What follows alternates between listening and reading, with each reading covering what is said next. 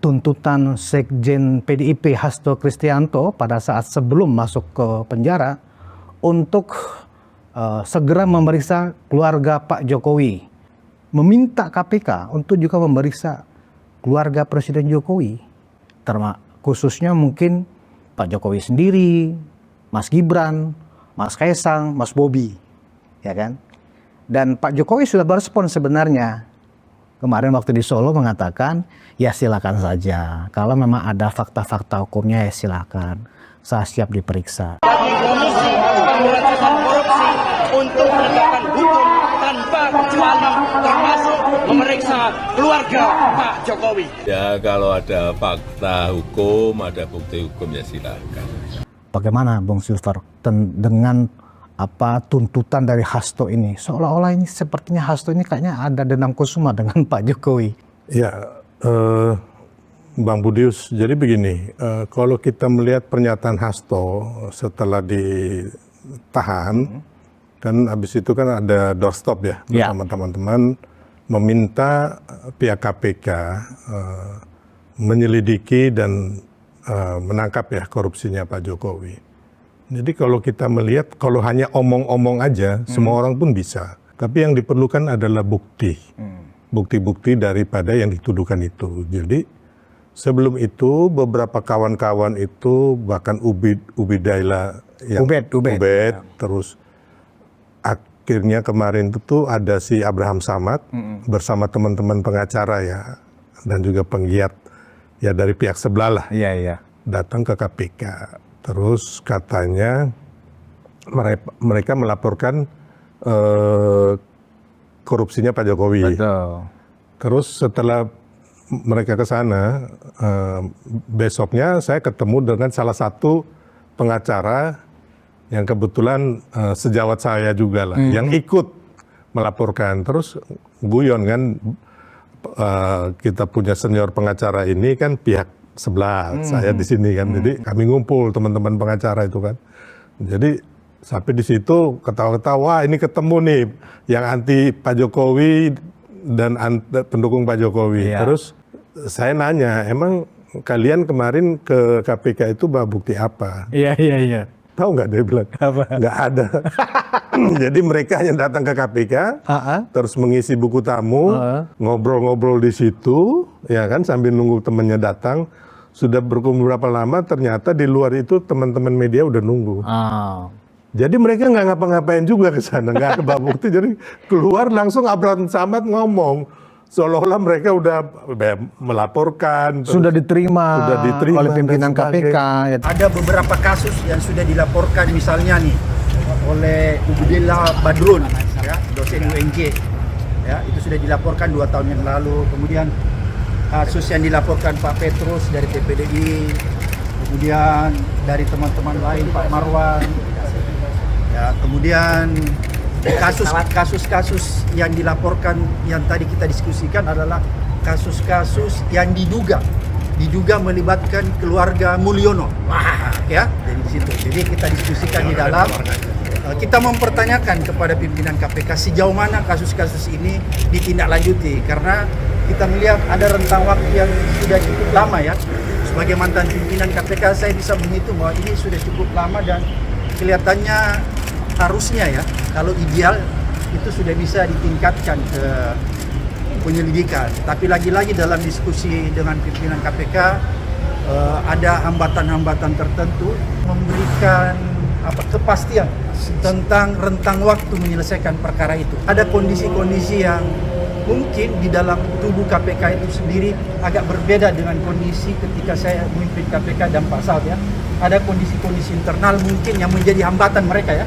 Untuk lebih detailnya lagi, mungkin di sini banyak teman-teman saya, tokoh-tokoh lainnya, ada Pak Saud, ada Pak Eros Jarot, ada Pak Said dan Pak Repi, Pak Petrus, Pak Marwan, Pak Lukas, Pak Roy, Bapak, ini bisa menambahkan ya? Ya, only itu Bang. Jadi memang gini Bang, kalau di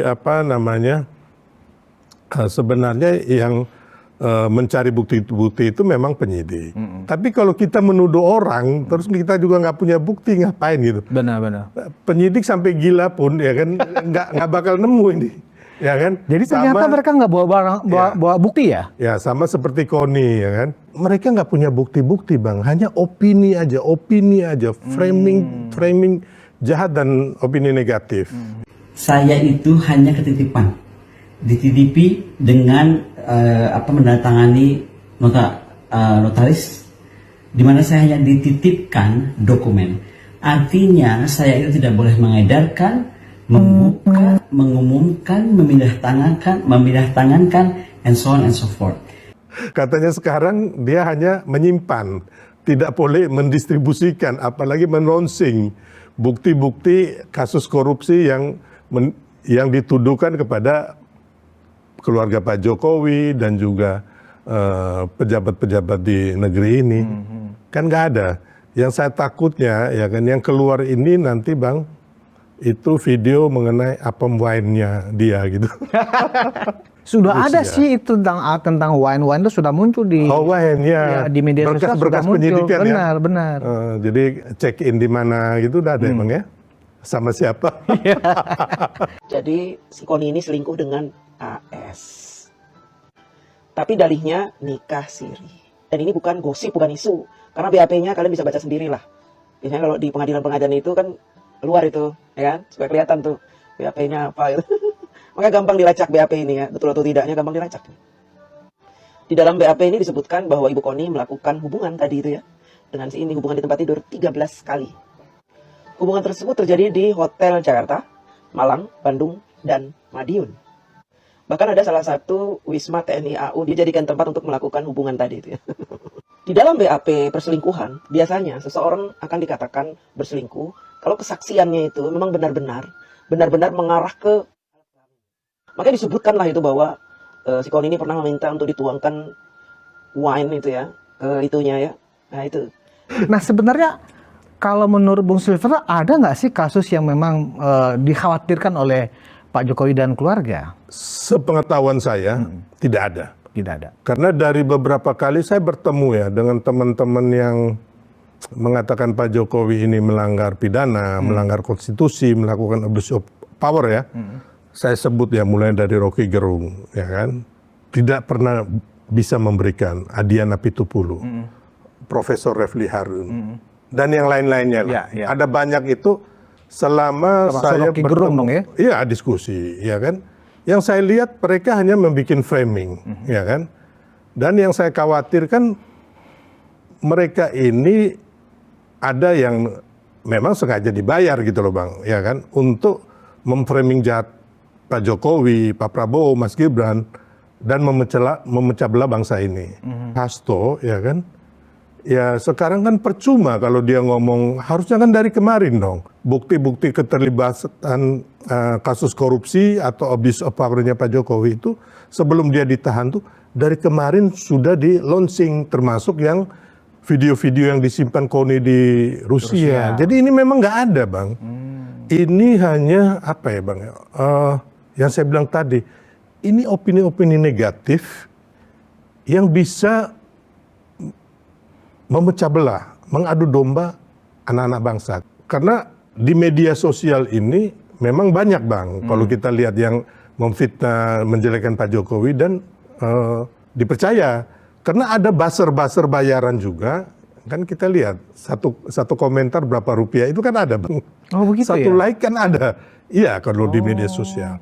Tapi kalau masyarakat di daerah ataupun masyarakat secara nyata ya, bukan media sosial, akan lebih percaya bahwa mereka merasakan gitu loh Bang, bagaimana di era Pak Jokowi ini mereka mendapat kayak apa bantuan tunai, terus jalan-jalan diperbaiki, bendungan diperbaiki, masyarakat merasakan itu. Makanya kalau saya melihat tingkat kepuasan Pak Prabowo Gibran yang kemarin 80,90%, termasuk Pak Jokowi yang sebelum lengser, hampir 80% juga.